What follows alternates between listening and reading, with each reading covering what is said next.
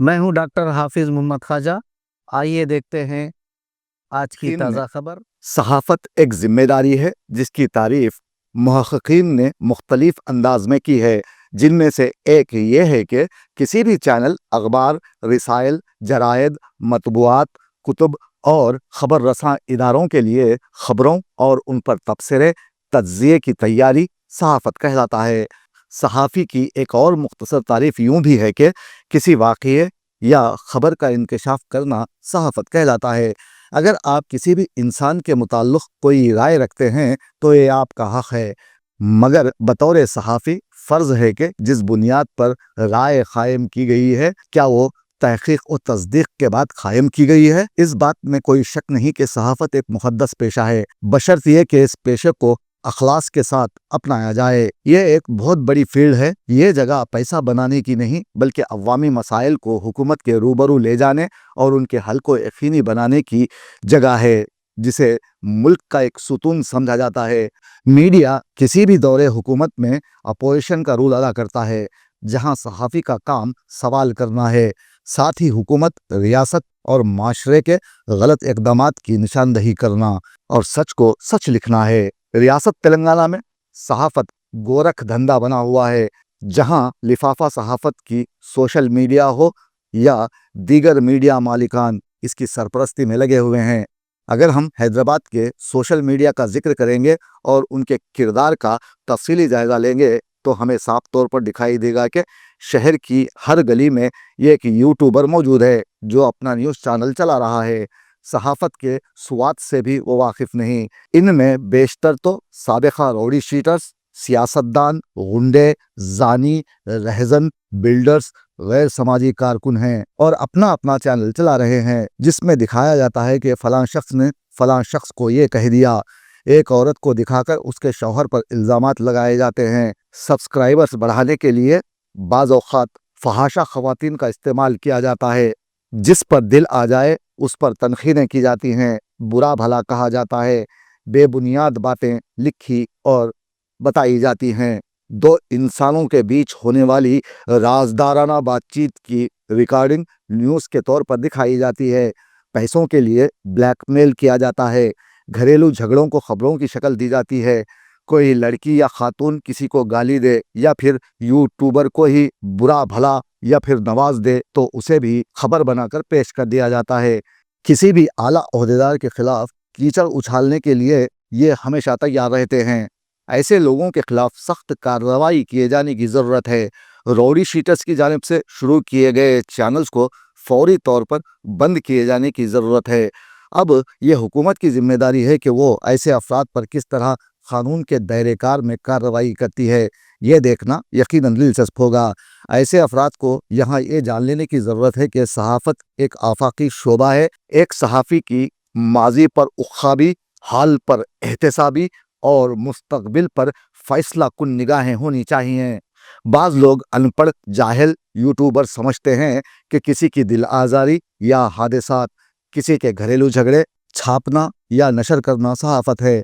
उन्हें यह समझ लेने की ज़रूरत है कि सहाफ़त आने वाले ज़मानों पर निगाह रखने का नाम है, साथ ही मुस्तकबिल के आसमान पर सियासी व समाजी सितारों की हरकत का नोट लेना सहाफ़त कहलाता है। अगर आप गैर जिम्मेदार शख्स हैं तो आपको सहाफ़त से जुड़ने की क़त्ई ज़रूरत नहीं, क्योंकि यहाँ कई शोबेजात हैं जिनमें शामिल होकर आप अपनी ज़िंदगी को खुशगवार बना सकते हैं। वरना पिछले दिनों मिस वर्ल्ड मामले पर नशर की गई खबरों के बाद पुलिस ने कार्रवाई करते हुए 3 रिपोर्टर्स, जिसमें एक खुद को एडिटर भी कहता है, उन पर कार्रवाई की। उन्हें शर्मिंदा होना पड़ा और पुलिस ने उन्हें खड़ा करके जिनके खिलाफ उन्होंने खबर नशर की थी उनसे माफ़ी मंगवाई।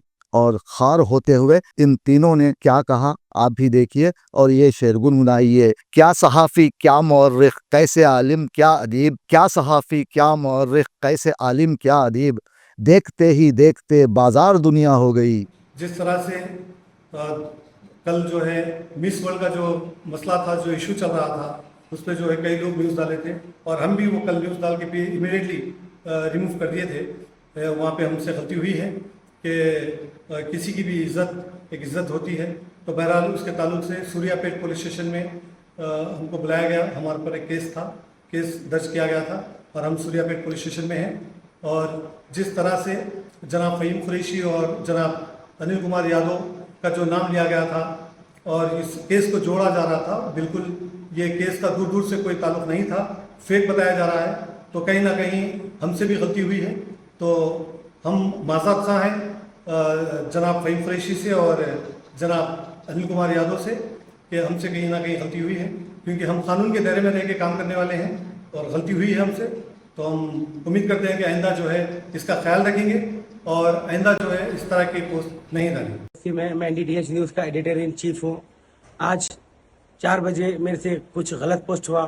वो पोस्ट में ये लिखा गया था कि हमारा जो मिस वर्ल्ड का कंपटीशन चल रहा था, उस कंपटीशन में जो मिस इंग्लैंड थी उनके साथ हमारे अनिल कुमार यादव और फ़हीम कुरैशी साहब बदतमीजी करे। बल्कि मैं बिना किसी जांच पड़ताल के, बिना किसी उसके मैं ये पोस्ट कर दिया था, जिसके लिए मैं हमारे फ़हीम कुरैशी साहब और अनिल कुमार यादव से तहे दिल से माफ़ी मांगता हूं। और मेरे तरफ से उनके फॉलोअर्स को भी जो ठेस पहुंची, इसके लिए भी मैं गलती मानता हूं और माफ़ी मांगता हूं, जिसके लिए आज मुझे राजेंद्र नगर पुलिस स्टेशन पूछताछ के लिए बुलाया गया और मेरे ऊपर एक मामला दर्ज किया गया है और इसकी इंक्वायरी चल रही है। और मैं सभी से ये हमारे चैनल से जो गलती हुई, आज के बाद मैं बगैर जांच पड़ताल करे के, बगैर इंक्वायरी करे के अब से पोस्ट नहीं करूंगा और मैं मीडिया के जो भी रूल्स दिए गए उसका फॉलो करूंगा। నా పేరు గౌతమ్. ఇప్పుడే రాజేంద్రనగర్ పోలీస్ స్టేషన్ కి నన్ను తీసుకొచ్చారు. తెలుగు స్క్రైబ్ లో ఫహీం కురైషీ గారి పైన, అలాగే అనిల్ కుమార్ యాదవ్ గారి పైన మిస్ వరల్డ్ పైన ఏదో పోస్ట్ పెట్టారని చెప్పి దానికి ఏదో కంప్లైంట్ వచ్చిందంట. సో వాళ్ళు నన్ను తీసుకురావడం జరిగింది. తెలుగు స్క్రైబ్ కి నాకు ఎటువంటి సంబంధం లేదు. అది బీఆర్ఎస్ పార్టీ వాళ్ళు నడుపుతారు, నాకు ఎటువంటి సంబంధం లేదు. ప్రీవియస్ గా కూడా గచ్చిబౌలి పిఎస్ లో HCU ఇష్యూలో తెలుగు స్క్రైబ్ పైన కేసు అవుతే అప్పుడు నాకు సేమ్ 41 నోటీస్ ఇచ్చారు. అప్పుడు కూడా నేను వెళ్ళాను, పోలీస్ స్టేషన్కి వెళ్ళాను, నేను కంప్లైంట్ చేశాను, నోటీస్కి చెప్పాను వాళ్ళకి క్లియర్గా ఇది నాకు ఎలాంటి సంబంధం లేదు దీంతో అని చెప్పి. సో వాళ్ళు మళ్ళీ నాకు నోటీస్ ఇచ్చి ఫర్దర్గా ఏమైనా ఉంటే రావాలని చెప్పారు. ఓకే అని చెప్పి నేను వచ్చేసాను. ఇప్పుడు కూడా రాజేంద్రనగర్ పోలీస్ స్టేషన్ తీసుకొచ్చారు. ఇప్పుడు కూడా నేను అదే చెప్తున్నాను, నాకు ఎటువంటి సంబంధం లేదు.